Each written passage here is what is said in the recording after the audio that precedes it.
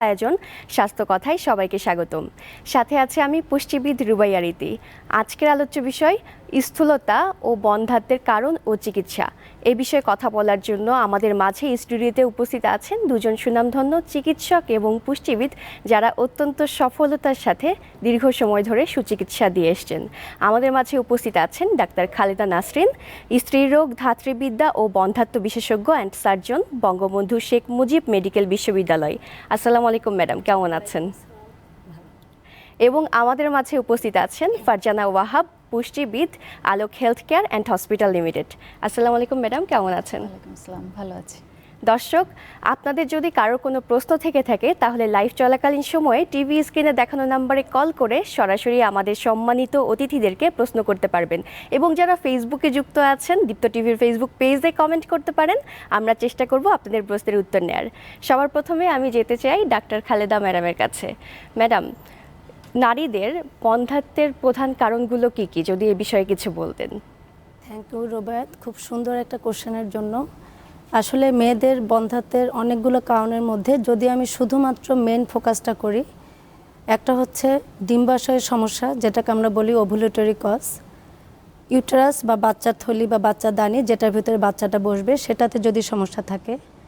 আর একটা হচ্ছে টিউব বা টিউবাল প্রবলেম, বা যদি আমরা বাংলা ভাষায় বলি যে নাড়ে যদি কোনো সমস্যা থাকে, তাহলে ইউটেরাইন কজ, ওভারিয়ান কজ, আর একটা হচ্ছে টিউবাল কজ। এটা হচ্ছে মেন। এছাড়াও আরও আছে অনেক ক্ষুদ্র ক্ষুদ্র। Thank you. ধন্যবাদ ম্যাডাম। পুষ্টিবিদ ফারজানা ম্যাডামের কাছে আমি জানতে চাই, অবেসিটির মূল কারণ কি? ওবেসিটির মূল কারণ আসলে আমাদের এখনকার অনিয়ন্ত্রিত খাদ্যাভ্যাস এবং ফিজিক্যাল অ্যাক্টিভিটি আমাদের আসলে অনেক কমে গিয়েছে আগের চেয়ে। যেমন আমরা হয়তোবা অনেক ব্যস্ত লাইফ লিড করি, কিন্তু আমরা আসলে চলাফেরাও কম, সারাদিন হয়তোবা ডেস্ক জব নিয়ে বসে আছি। সো আমাদের স্থূলতা অনেক বেড়ে যাচ্ছে আগের চেয়ে। তো এই জন্য স্থূলতার জন্য অনেক ধরনের প্রবলেমও দেখা যাচ্ছে ইদানিং। আচ্ছা, ডাক্তার খালেদা ম্যাডামের কাছে আমি জানতে চাই যে স্থূলতার সাথে কি বন্ধ্যাত্বের কোনো প্রকারের সম্পর্ক আছে কিনা, যদি এই বিষয়ে কিছু বলতেন। খুবই সময়োপযোগী একটা প্রশ্ন করেছ। আসলে স্থূলতার সাথে বন্ধ্যাত্বের অনেক অনেক সম্পর্ক। কারণ আমি একটু আগে যে কারণগুলো বললাম, এটা যদিও শুধুমাত্র মেয়েদের ক্ষেত্রে বলেছি, কিন্তু ছেলেদের ক্ষেত্রেও স্থূলতা আমাদের ইনফার্টিলিটি বা বন্ধ্যাত্বতে সমস্যা তৈরি করে। কারণ যখন একটা মানুষ অনেক বেশি মোটা হয়ে যায়, তার কারণে কিছু আমাদের স্বাভাবিক যে হরমোনাল একটা এনভায়রনমেন্ট থাকবে প্রত্যেকটা মেয়ে বা প্রত্যেকটা ছেলে, সেটা অনেকখানি পরিবর্তন হয়ে সেখানে যেহেতু ফ্যাট সেল বেশি থাকে, আমার নর্মাল ইস্ট্রোজেন যতখানি থাকার কথা সেটার পরিমাণ অনেক বাড়তে থাকে, টেস্টোস্টেরন লেভেল, এভরিথিং, আমার যেটা আমরা বলি যে হাইপোথ্যালামো পিটুইটারি ওভারিয়ান অ্যাক্সিস, টোটালটাতেই আমার ইমব্যালেন্স তৈরি হয়। সেই ইমব্যালেন্স যখন তৈরি হয়ে যাবে, তখন আমার ঠিকমতো করে ওভাম বা যেটাকে আমরা ডিম বলছি, সেটা ঠিকমতো হবে না। কেন? তার আগে আমার মিনস্ট্রুয়াল বা মাসিকের গণ্ডগোল তৈরি হয়ে যাবে। এভাবে করেই আমাদের স্থূলতা বিভিন্ন দিক থেকে, বাচ্চাটা তৈরি হওয়ার পর সেটা ইউটারাসে বসা থেকে শুরু করে, শুধুমাত্র যে এখানে তা না, হয়তো চিকিৎসা করে সে বাচ্চা পেয়ে গেল, বাচ্চা পাওয়ার পরও তো সেই বাচ্চা লাইভভাবে জীবিতভাবে পৃথিবীতে আসতে হবে। দেখা গেল যে বাচ্চা সে কনসিভ করে গেছে, কিন্তু আবার টোটাল এই এন্টিনেটাল চেক আপ বা 9 মাসের সময় তাদের এই যারা বেশি ওবেস, তাদের হচ্ছে মিসক্যারেজ বা গর্ভপাত, একলামশিয়া, ডায়াবেটিস, যেটাকে আমরা জেস্টেশনাল ডায়াবেটিস বলি, এগুলো সব কিছুর চান্স অন্য স্বাভাবিক যে কোনো মেয়ের তুলনায় অনেক বেশি। ম্যাডাম, পুরুষদের স্থূলতার সাথেও কি বন্ধ্যাত্বের কোনো সম্পর্ক থাকতে পারে? Thank you very much for nice question. আমরা সবাই চিন্তা করি যে মেয়েটা মোটার ওর জন্যই মনে হয় বাচ্চা হচ্ছে না। আসলে ওবেসিটি বা ফ্যাট, এক্সেস ফ্যাট, এটা যেহেতু একটা হরমোনকে অনেকখানি পরিবর্তন করে, এটা আমাদের যেটা ছেলেদের ক্ষেত্রে আমরা বলি স্পার্ম, মেয়েদের ক্ষেত্রে বলি ওভাম, এই স্পার্ম এবং ওভাম এরা দুইজনে কেউ এই চর্বিটা পছন্দ করে না, লাইপোটক্সিক। এটা এখন একটা পুরুষের ক্ষেত্রে আগে হয়তো এই জিনিসটা তারা মনেই করতো না, কিন্তু পুরুষের ক্ষেত্রেও বন্ধ্যাত্বের জন্য এই ওবেসিটি অনেকখানি কারণ হচ্ছে তার এই হরমোনাল যে চেঞ্জটা হয়। একটা নর্মাল স্বাভাবিক মাত্রায় তার শরীরে টেস্টোস্টেরন থাকবে, যেটা ছেলেদের হরমোন, ইস্ট্রোজেন মেয়েদের হরমোনটা তার শরীরে আমাদের মেয়েদের যতখানি থাকবে তার থেকে অনেক কম থাকবে। কিন্তু যখন সে ওবেস হয়ে যাবে, তার এই ঘটনাটাই ভাইস ভার্সা হয়ে যাবে। তার ইস্ট্রোজেনটা অনেক বেড়ে যাচ্ছে টেস্টোস্টেরনের তুলনায়, তখন তার নর্মাল আমরা যেটাকে বলি যে স্পার্ম বা সিমেন্ট প্যারামিটার সেইটা অ্যাবনর্মাল বা ওখানে হ্যাম্পার হয়ে যায়, মোটিলিটি কমে যায়, কনসেন্ট্রেশনের সমস্যা হয়ে যায়। এটা গেল একটা দিকে। আরেকটা দিক হচ্ছে তার ওবেসিটি যত বাড়বে তার স্ক্রোটামের ওখানে টেম্পারেচার অনেক বেশি রেজ করবে, সেই রাইজ টেম্পারেচারও হচ্ছে তার নর্মাল স্পার্ম প্রোডাকশনকে হ্যাম্পার করবে। এছাড়া যদি আমি ফিজিক্যালি চিন্তা করি, একটা ওবেস ম্যান বা একটা মোটা ছেলে, সে দেখা যাচ্ছে তার সেক্সুয়াল ডিসফাংশন হয়, ইরেকটাইল ডিসফাংশন হয়, এটাও আমার ইনফার্টিলিটির সাথে সম্পর্ক। তার মানে আসলে ছেলে মেয়ে উভয় পক্ষেরই ওবেসিটি ইট ইজ এ একটা বার্নিং ইস্যু ফর দ্যাট। ধন্যবাদ, ম্যাডাম। ম্যানেজমেন্ট। এখন আমি যেতে চাই নিউট্রিশনিস্ট ফারজানা ম্যাডামের কাছে। ম্যাডাম, আসলে অবেসিটি যাদের আছে তাদের কি ধরনের খাবার নির্বাচন করতে হবে এবং কোন ধরনের খাবার বর্জন করতে হবে, যদি সেই বিষয়ে একটু বিস্তারিত বলতেন। এখন যেহেতু মিস বললো যে এটা একটা বার্নিং ইস্যু, আসলে এটা আমরা দেখছি যে বন্ধ্যাত্ব দিনে দিনে আসলে বাড়ছে। সো স্থূলতা আসলে আমাদের ম্যাডাম, জন্য এই একটা প্রসঙ্গে আমরা আবারও আসবো, কিন্তু একটি ফোন কলের পর। অবশ্যই। দর্শক, টিভির ভলিউম কমিয়ে আপনার নাম এবং বয়স বলে আমাদের অতিথিদেরকে প্রশ্ন করুন। আসসালামু আলাইকুম। ওয়ালাইকুম আসসালাম। আচ্ছা, আমি আমার ওয়াইফের সমস্যা আর কি 3 মাস যাবত ওর পিরিয়ডের সমস্যা হচ্ছে। ডাক্তার দেখানোর পর হরমোন টেস্টও করা হয়েছিল, তো হরমোনেও কোনো সমস্যা নেই। একাধিক ওষুধ দেওয়া হয়েছে, কিন্তু কোনোভাবেই পিরিয়ড হচ্ছে না, বিষয়টা নিয়ে চিন্তিত আছি। ভাবছিলাম যে কনসেপ্ট করছে, কিন্তু আসলে কনসেপ্টও করেনি। 2 মাস পর আবার আমি টেস্ট করাই, আলট্রাসাউন্ড করিয়েছি, কিন্তু আলট্রাসাউন্ডেও কিচ্ছু আসেনি। এখন এই মুহূর্তে আমি বুঝতে পারছি না যে আসলে আমার কি করা উচিত। ধন্যবাদ আপনার প্রশ্নের জন্য। ম্যাডাম, যদি এই বিষয়ে কিছু বলতেন। আচ্ছা, ধন্যবাদ। খুব সুন্দর একটা কোশ্চেন, কিন্তু আসলে এখানে আমাকে অনেক কিছুই জানতে হবে। প্রথম কথা, তার হঠাৎ করে এবারই প্রথম মিনিস্ট্রেশন বন্ধ কিনা, এটা হচ্ছে প্রথম কথা। তার আগে থেকে যদি মিনিস্ট্রেশনের সমস্যা থাকে, আমরা যে হরমোন টেস্টগুলো করাই এটা আসলে এই মিনিস্ট্রিয়াল বন্ধর সাথে মেইন কয়েকটা করি, যেরকম থাইরয়েডের সমস্যা আছে কিনা, প্রোল্যাকটিন, এই দুইটা রিপোর্ট নর্মাল থাকলেই হয়তো একটা পেশেন্ট বা তারা মনে করছে যে আমার হরমোনের সমস্যা নাই। ব্যাপারটা তা না। যদি সে প্রেগনেন্ট না হয়, তাকে অবশ্যই একটা অপটিমাম হরমোনে আসতে হবে। ওই হরমোনে যখন আমি তাকে ড্রাগ দিয়ে নিয়ে আসবো, তার মিনিস্ট্রেশন ইনশাল্লাহ হবেই। এখন হরমোনের সমস্যা নাই কথাটা পুরোপুরি ঠিক না। আর এই যে ডাক্তারকে উনি দেখাচ্ছেন, আমি মনে করি ওখানে উনি ঠিকমতো যান, অথবা আমাদের বিএসএমএমও অথবা ঢাকা মেডিকেল অথবা প্রাইভেট যেখানে যারা বন্ধ্যাত্ব নিয়ে ট্রিটমেন্ট করে, তাদের কাছে এটা খুব একটা জটিল কিছু না। গেলে আমরা আগে ফাইন্ড আউট করব যে কেন, what is the cause behind it, যে তার এটার পিছনে আসলে কারণটা কি। তার সে প্রেগনেন্টও না, হঠাৎ করে হয়েছে নাকি আগে থেকে হয়েছে, এটার সাথে অন্য কোনো প্রবলেম আছে কি না, সব কিছুর সমাধান এগুলো খুবই ইজি। ইনশাল্লাহ তার পিরিয়ড হয়ে যাবে এবং তার সমস্যাটার সমাধান হবে। সে শুধু তার ট্রিটমেন্টটা কন্টিনিউ করুক যেখানে তার এই সাবজেক্টের চিকিৎসাটা হচ্ছে সেখানে। ধন্যবাদ ম্যাডাম।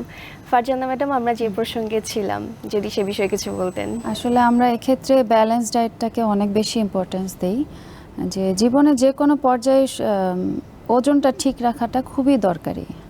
সেক্ষেত্রে আমরা এখন যে লাইফস্টাইল ফলো করি, যে খুব বেশি জাঙ্ক ফুড খাই, অনেক রেস্টুরেন্টে খাওয়া দাওয়া করি, সেখানে বললাম যে ফিজিক্যাল অ্যাক্টিভিটিস কম। তো প্রথমে আমি বলবো যে জাঙ্ক ফুডটা একদম কমিয়ে ফেলতে হবে।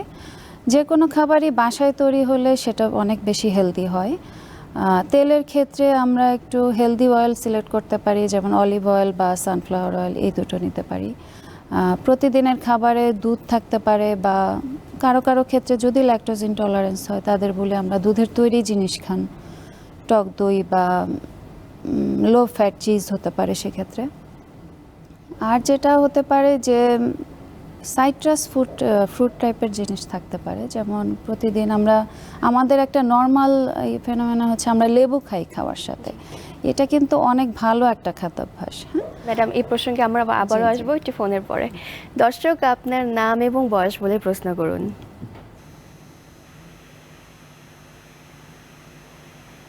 হ্যালো। হ্যালো, আসসালামু আলাইকুম। ওয়ালাইকুম আসসালাম। জি, আপনার প্রশ্ন বলুন। আমার প্রশ্ন হচ্ছে, আমার বোনের হাজবেন্ডের মানে তার ফিজিক্যালি প্রবলেম আছে, যে তাকে ডাক্তার বলছে যে তার কোনোদিন বেবি হবে না, তার দেহে শুক্রাণু একেবারে নেই। তো আচ্ছা। সেই ক্ষেত্রে আমার বোনের হাজবেন্ডের মানে কি করণীয়? তার কি কোনোদিন বেবি সে কনসেপ্ট করতে পারবে না, বা কিভাবে কি করা যায়? আমার এই বিষয়ে যদি আপনাদের কাছে কিছু পরামর্শ পেতাম। ধন্যবাদ আপনার প্রশ্নের জন্য। আমরা এই প্রশ্নের উত্তরে আবার আসব, কিন্তু তার আগে একটু ম্যাডামের কাছে যেটা শুনেছিলাম ম্যাডাম যদি যেটা বলতেন। বলছিলাম যে প্রতিদিনের খাবারে সাইট্রাস ফুড, মানে দিনে 2বার যে কোনো একবার সাইট্রাস ফুড, একবার নর্মাল অন্য যে কোনো ফুড আমরা সিলেক্ট করতে পারি। যদি বেশি ওবেসিটি দেখা যায় সেক্ষেত্রে আমরা কার্বোহাইড্রেটটা একটু কমিয়ে আনতে বলি, যাতে ফ্যাটটা জমা না হয়। খুব বেশি চিনি বা খুব বেশি লবণ জাতীয় খাবার অবশ্যই পরিহার করতে হবে। যেমন আমরা যদি বাইরে একটু যাই, আমাদের গরম লাগলে আমরা একটা সফট ড্রিঙ্কস কিনে খাই বা বাইরের কোনো জুস কিনে খাই। এটা খুবই আসলে খারাপ একটা অভ্যাস, যে ওটার মধ্যে দেখা যায় 1 গ্লাস খেলেই আসলে 8-9 চামচ চিনির সমান হয়ে গেল ক্যালোরি। সো এটা একটু আমরা যদি একটু ক্যালকুলেট করে খেতে পারি, আস্তে আস্তে আমরা এটাও অভ্যাসে পরিণত হয়ে যায় আসলে। তো খুব ভালো একটা পরিমাণ প্রোটিন অবশ্যই খাওয়ার মধ্যে থাকতে হবে। কার্বোহাইড্রেট, প্রোটিন, ফ্যাট এগুলো যদি আমরা একটু ব্যালেন্স করে খাই, তাহলে অবশ্যই আমরা একটা হেলদি লাইফস্টাইল মেনটেন করতে পারবো। আরেকটা ব্যাপার হচ্ছে, আমরা এখন বাচ্চারা বলেন বড়রা বলেন একটু শাকসবজি কম খাই। সো এটাও আমাদের একটু দেখতে হবে। আমরা একটু লিফি ভেজিটেবলস যেমন পালং শাক বা সবুজ অন্য যে কোনো শাকসবজি এগুলো একটু খাওয়ার অভ্যাস করতে হবে। ধন্যবাদ ম্যাডাম। একটি বিরতিতে যেতে জি চাই। জি, অবভিয়াসলি। দর্শক, কোথাও যাবেন না, আপনারা দেখছেন আলোক হেলথ কেয়ার অ্যান্ড হসপিটাল নিবেদিত স্বাস্থ্য কথা। ফিরছি বিরতির পর।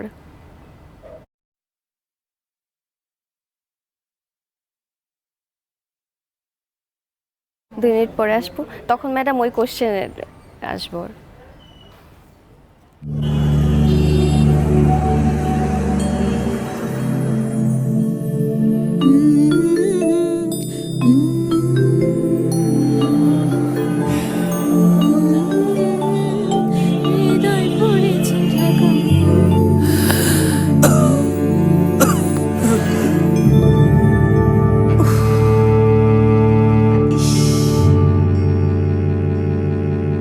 এই যে একটু হুডটা তুলে দিন তো।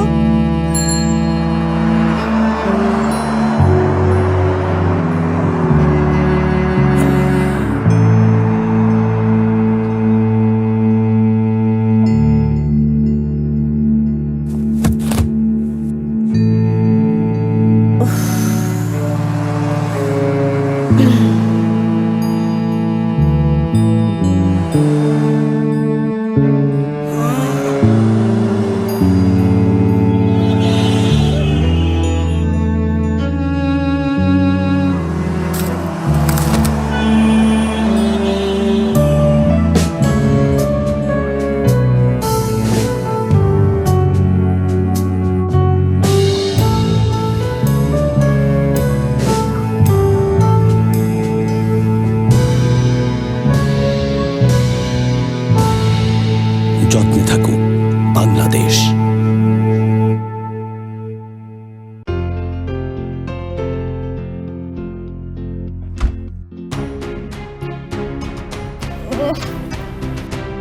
আপা, আমার সবুজ জামাটা ধুয়ে দিয়েছিস? দেখিস রংটা যেন না ছড়ায়। বাড়ির বড় মেয়ে হবার সমস্যাটা কি জানেন তো? সকাল হতে না হতেই 101টা কাজ। রানু, রানু, ওই যে ডাকছে। উফ, আমি পারবো না। না পারলে চলবে কি করে? দর্শক, আপনারা দেখছিলেন Alok health care and hospital নিবেদিত স্বাস্থ্য কথা। ফিরেছি বিরতির পর। আজকের আলোচ্য বিষয় স্থূলতা ও বন্ধ্যাত্বের কারণ ও চিকিৎসা। ডাক্তার খালেদা ম্যাডামের কাছে আমি জানতে চাই, একটু আগে আমাদের দর্শক কল করে যেই সমস্যার কথা বলেছিলেন যে তার হাজবেন্ডের বাচ্চা হবে না, তো সেক্ষেত্রে করণীয় কি? Thank you. আসলে একটু আগে যে কোশ্চেনটা ছিল, ওনার হাজব্যান্ডের হচ্ছে যে সিমেন বা কোনো অ্যাজোস্পার্মিয়া অর্থাৎ কোনো শুক্রাণু নাই। শুক্রাণু নাই কথাটা আমরা দুইভাবে চিন্তা করি, যেহেতু আমি জানি না তার পেশেন্টের বাকি রিপোর্টগুলো কি। 2 রকম আছে, যে তার বডিতে শুক্রাণু আছে কিন্তু তার রাস্তা আটকানো, যেটাকে আমরা বলি অবস্ট্রাকটিভ অ্যাজোস্পার্মিয়া। এরকম যদি হয়, সে তার নিজের ডিম দিয়েই একের অধিক অনেকবার সে বাচ্চা নিতে পারবে। আর একটা হতে পারে যে তার শরীরের ভিতরে বা অন্ডকোষে ডিমই তৈরি হয় না, বা স্পার্ম, যেটাকে শুক্রাণু বলছি, যে স্পার্মই তৈরি হচ্ছে না, সেটাকে আমরা বলছি নন অবস্ট্রাকটিভ অ্যাজোস্পার্মিয়া। নন অবস্ট্রাকটিভ অ্যাজোস্পার্মিয়া যদি হয়, সেক্ষেত্রে বাচ্চার তার স্পার্ম আমাদের ওখানে খুঁজে পাওয়াটা একটু কঠিন হতে পারে। আমরা সাধারণত দেখা যাচ্ছে যে স্ক্রুটাম যে টিস্যু যেটাকে বলি, বা টেস্টিকুলার যে টিস্যু, সেটা এক্সট্রাকশন করে যদি মাইক্রোস্কোপের নিচে আমরা একটা দুটা তিনটা চারটা যে কটাই হোক অনেক সময় খুঁজে পাওয়া যায়, সেখান থেকে সে বাচ্চা নিতে পারবে। এখন মডার্ন যুগে আমার স্পার্ম যদি ম্যাচুরড স্পার্ম নাও পাওয়া যায়, অনেক সময় এটা দেখা যাচ্ছে যে অ্যারেস্ট হিসেবে আছে রাউন্ড সেল যেটাকে বলি রসি, সেই প্রসেসের মাধ্যমেও সে চাইলে বাচ্চা নিতে পারবে। এখানে সম্ভাবনা তার অনেক কম। আর azoospermia due to obstructive cause যদি হয়, এখানে মেনি অনেক কোটি কোটি স্পার্ম তার থাকবে, সে বাচ্চা নিতে পারবে। আমি তাকে অ্যাডভাইস করব সে একটা ভালো আইভিএফ সেন্টার আমাদের বাংলাদেশে এখন সব জায়গাতেই আছে, প্লাস সরকারিভাবে ঢাকা মেডিকেলে শুরু হয়েছে অনেক আগে থেকে, আমাদের বিএসএমএমও এটা চলছে। যাদের অ্যাজোস্পার্মিয়া তাদেরও টেস্ট টিউব বেবি হচ্ছে। চিকিৎসা শুরু করতে হবে, আশা রাখতে হবে, বাকিটা আল্লাহর ইচ্ছা। ধন্যবাদ ম্যাডাম। আরেকটি ফোন কল এসছে, আমি সেটি নিয়ে নিতে চাই। দর্শক, আপনার নাম এবং বয়স বলে প্রশ্ন করুন। হ্যালো। হ্যালো, জি, আমার নাম আলতাফ। হ্যাঁ, আচ্ছা। আমার এজোস্পার্মিয়া, বুঝছেন। এখন ওই আমরা এফএনএসি করছি, এখানে স্পাম আছে কিন্তু স্পাম বেরিয়ে আসে না। তো আমরা ওই আইভিএফ এর একটা চেষ্টা করছিলাম, ওখানে ফেলিউর হয়েছি। কিন্তু এটা অন্য কোনো ট্রিটমেন্ট আছে কিনা, যেমন আপনি কি সার্জারির মাধ্যমে যে একটা ট্রিটমেন্টের কথা আমি শুনছিলাম, সেটা আমাদের দেশে কতটুকু সাকসেসফুলি হয় আর কি, সেই বিষয়ে আমি জানতে চাচ্ছি। ধন্যবাদ আপনার প্রশ্নের জন্য। ম্যাডাম, যদি এই বিষয়ে কিছু বলতেন। যদি তার একটু আগে যে কথাটা আমি বলে ফেলেছি, যে অবস্ট্রাকটিভ কজ যদি হয়, সেটার অপারেশনের সাকসেস রেট এবং কোন লেভেলে অবস্ট্রাকশন সেটা খুঁজে পাওয়া আসলে কঠিন। এটা শুধু বাংলাদেশে না, এটা সব জায়গাতেই। এখন আবার নন অবস্ট্রাকটিভের কথা যেটা বললাম, যে তার স্পার্মাটোজেনেসিস ওখানে হ্যাম্পার হচ্ছে, অল্প একটা দুটা পেতে পারে। এখন নন অবস্ট্রাকটিভ অ্যাজোস্পার্মিয়ার কজ যদি তার হরমোনাল হয়, হাইপোগোনাটোপিক হাইপোগোনাডিজম, তাহলে তো তার ক্ষেত্রে একটা চিকিৎসার সুযোগ থাকবে। এক্ষেত্রে পেশেন্ট দেখতে হবে তার কোন কারণে এটা অ্যারেস্ট, সেটা বুঝতে হবে। তারপরেও একটা স্বাভাবিক নর্মাল সিমেন প্যারামিটার যাদের থাকবে, তাদের যে চান্সটা থাকবে, তাদের ক্ষেত্রে তো কম। এই বর্তমানে এই যেটা ইক্সি যেটা আমরা বলছি, সেটা আমরা এদের ক্ষেত্রেই করি যাদের হচ্ছে নন অবস্ট্রাকটিভ, কিন্তু আমরা এক্সট্রাকশন করে, টিস্যু এক্সট্রাকশন করে একটা দুটো হলো আমরা পেতে পারি। সাকসেস রেট কম হলো যার, যেটা 0%, যার জন্য 0 একটা হলো তার জন্য 100% হতে পারে। এবং আমি মনে করব যে যেহেতু আমরা সার্জারির সাকসেস রেটটা এখানে খুবই কম, তার কোন কজের জন্য সে অ্যাজোস্পার্মিয়া, সেইটা অনুযায়ী সে ট্রিটমেন্টে যাক। আর একান্তই যদি না হয়, আমাদের দেশে আসলে ডোনার স্পার্ম বা ডোনেশনের যে সিস্টেম, সেটা আমাদের বাংলাদেশে নাই, এটা অন্য দেশে আছে। সুতরাং সেক্ষেত্রে হয়তো তাকে মেনে নিতে হবে, কিন্তু হোপ ছাড়া যাবে না। এখন আমি যেতে চাই পুষ্টিবিদ ফারজানা ম্যাডামের কাছে। ম্যাডাম, ফার্টিলিটি বৃদ্ধি করার জন্য কি ধরনের খাবার নির্বাচন করা যেতে পারে, যদি আপনি সে বিষয়ে কিছু বলতেন। এটা নিয়ে একটু আগে যেটা বলছিলাম, যে সানফ্লাওয়ার অয়েল, অলিভ অয়েল, এগুলো হেলদি অয়েল নিতে হবে। কিছু সিড জাতীয় খাবার খেতে পারে, যেমন সানফ্লাওয়ার সিডস, বাদাম, বিভিন্ন টাইপের বাদাম, ডাল জাতীয় খাবার, এগুলো একটু ফার্টিলিটি ইমপ্রুভ করতে পারে। আর সাইট্রাস ফ্রুট, এগুলো থাকতে পারে প্রতিদিনের খাবারে। বিভিন্ন ধরনের আমরা বলি যে আসলে হেলদি বলতেই আমরা বলি একটু লো ফ্যাট, কিন্তু ডেইরি প্রোডাক্টসের ক্ষেত্রে আসলে আমরা একটু ফুল ক্রিম ডেইরি প্রোডাক্টসটাই প্রেফার করি, যদি তার অন্য কোনো ধরনের প্রবলেম না থাকে। এভাবে যদি ব্যালেন্স করে প্রতিটা ইনগ্রেডিয়েন্টস প্রতিদিনের খাবারে থাকে, তার ওজনও ঠিক থাকবে, প্লাস ফার্টিলিটি রেটও বাড়তে থাকবে। সো এটা আমার মনে হয় বেশ ভালো। ধন্যবাদ ম্যাডাম। ডক্টর খালেদা ম্যাডামকে আমি কাছে জানতে চাই যে আসলে পিসিওএস এবং স্থূলতা দুইটি বিষয়কে আপনি কিভাবে সংজ্ঞায়িত করবেন? Thank you. বেশিরভাগ মানুষের হয়তো ধারণা যে যারা মোটা তাদেরই শুধু মনে হয় পলিসিস্টিক ওভারি বা পিসিওএস থাকে। যারা ওবেস আর স্থূল তাদের বেশিরভাগ সময় থাকছে, কিন্তু যারা শুকনা তাদের যে নাই তা না। এখানে আমরা পিসিওএস দুই রকম, একটা হচ্ছে ওবেস পিসিওএস আর একটা হচ্ছে লিন পিসিওএস। তো তাহলে যারা শুকনা তাদের ক্ষেত্রে কেন?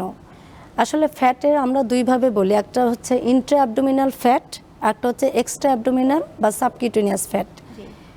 দেখতে তাকে শুকনা লাগছে, কিন্তু তার ইন্ট্রা অ্যাবডোমিনাল ফ্যাট বা ভিসেরাল যে ফ্যাট সেই জিনিসটা হয়তো তার বেশি, এবং ইন্ট্রা অ্যাবডোমিনাল ফ্যাট বেশি থাকলে সেটা আমার হরমোনাল লেভেলকে হ্যাম্পার করবে। আর ওবেসিটির ক্ষেত্রে যেটা হচ্ছে ওই সেম ঘটনাই, তার তো হরমোনাল ইমব্যালেন্স হয়েই যাচ্ছে, এবং শুধু যে পিসিও থাকলে ওবেস হইতেই হবে তা না। তাহলে আর কি দাঁড়ালো, যে যারা মোটা তাদের ক্ষেত্রে পিসিও থাকবে, আবার যারা শুকনা তাদের ক্ষেত্রেও পিসিও থাকতে পারে। তো আমাদের মেন যেটা উদ্দেশ্য হচ্ছে যারা ওবেস তাদের ক্ষেত্রে যদি পিসিও দুইটা একসাথে থাকে, আমার এটা হচ্ছে অনেক অ্যাগ্রাভেটিং। এবং ওবেসিটিতে ইনসুলিন রেজিস্ট্যান্স যেটা থাকে সেটার জন্য আমাদের হরমোনে ইনসুলিন লেভেল শুধু বেড়ে যাচ্ছে তা না, হাইপার অ্যান্ড্রোজেনিজম বলি আমরা, এটা একটা কন্ডিশন, সেখানে ব্লাডের মধ্যে অ্যান্ড্রোজেন লেভেল অনেক বেড়ে যাচ্ছে, মিনিস্ট্রাল ইরেগুলারিটিস হচ্ছে, ওভাম প্রোডাকশন হচ্ছে না, অ্যানোভুলেশন হচ্ছে, এগুলো সব সেম জিনিস। আর লিন পিসিও যেটা বলেছি তাদের ক্ষেত্রেও আমার ইনসুলিন রেজিস্ট্যান্স থাকছে। সুতরাং কোনো ইন্ট্রা অ্যাবডোমিনাল ফ্যাটই কম না। এখানে আমি আরেকটা কথা একটু বলতে চাই, সেটা হচ্ছে যেরকম আমাদের পুষ্টিবিদ বলছেন যে ডায়েটটা নিয়ে, আমরাও ডায়েট নিয়ে কথা বলছি, কিন্তু এখানে দুটো জিনিস, যেটা হচ্ছে এক্সারসাইজ এবং ডায়েট। এক্সারসাইজ যদি আমি করি তাহলে আমার ইন্ট্রা অ্যাবডোমিনাল ফ্যাটটাই বেশি খারাপ, ওইটা কমবে। আর আমি যদি শুধু ডায়েট কন্ট্রোল করি তাহলে এক্সট্রা অ্যাবডোমিনাল বাইরের ফ্যাটটা কমবে, আমার বাইরের দিকে মনে হচ্ছে সব শুকিয়ে যাচ্ছে, ভুঁড়ি কমছে না। এবং যদি আমি ইন্ট্রা অ্যাবডোমিনাল ফ্যাট বা ভুঁড়ি যদি আমি কমাতে না পারি, শুধু ডায়েট করেই যাচ্ছে, আমার কিন্তু কাজ হবে না। ডায়েট অ্যান্ড এক্সারসাইজ সাইমালটেনিয়াসলি ওতপ্রোতভাবে জড়িত। ধন্যবাদ ম্যাডাম। আমি আপনার কাছে জানতে চাই যে পিসিওএস রোগীর ডায়েট চার্ট কেমন হবে? এখানে মিস একটা আসলে খুবই ভালো একটা ইন্টার রিলেশন বলেছে। তো আমরা বলি যে আসলে শুধু ডায়েট দিয়ে হয় না, সাথে ফিজিক্যাল অ্যাক্টিভিটিস অবশ্যই একটা মেজর ইস্যু। যেমন প্রতিদিন আমরা বলি মিনিমাম আধা ঘন্টা থেকে 1 ঘন্টা যে কোনো একটা ফিজিক্যাল অ্যাক্টিভিটিতে ইনভলভ হতে, সেটা হাঁটা হতে পারে, হালকা কিছু ব্যায়াম হতে পারে। কারণ সারাদিন আমরা যেই লাইফস্টাইল ফলো করি ওভাবে আসলে খুব বেশি যে ইন্ট্রা এক্সট্রা যেটাই বলুক ওইভাবে কমে না আসলে। সত্যি কথা বলতে আমাদের পেশেন্টরা এসে বলে যে আমাকে একটা ডায়েট দেন অথবা কোনো ওষুধ দেন আমি যাতে তাড়াতাড়ি কমে যাই। সো এত তাড়াহুড়া করাটাও আসলে ঠিক না। যে কোনো মেডিসিনের সাথে যদি ইনভলভ হতেই হয় সেটা অবশ্যই ডক্টররা সাজেস্ট করবেন, কিন্তু আমরা বলি আসলে মেডিসিন দিয়ে ওজন কমানোটা এটা কতটা আসলে উপকারী, কারণ তার খাদ্যাভ্যাস যতদিন চেঞ্জ না হবে ততদিন তো আসলে আমরা কথা বলতে বলতে একেবারে শেষ পর্যায়ে চলে এসেছি, তাই আপনাদের দুজনকে অসংখ্য ধন্যবাদ জানাচ্ছি যে এত ব্যস্ত থাকা সত্ত্বেও আমাদের মাঝে এসে উপস্থিত হয়েছেন। Thank you. দর্শক, আপনারা এতক্ষণ দেখছিলেন Alok health care and hospital নিবেদিত স্বাস্থ্য কথা। আগামী পর্বে নতুন টপিক নিয়ে নতুন অতিথিদের সাথে আপনাদের সামনে আবারও হাজির হব। ততক্ষণ পর্যন্ত সবাই ভালো থাকুন, সুস্থ থাকুন এবং দীপ্ত টিভির সাথে থাকুন। আসসালামু আলাইকুম।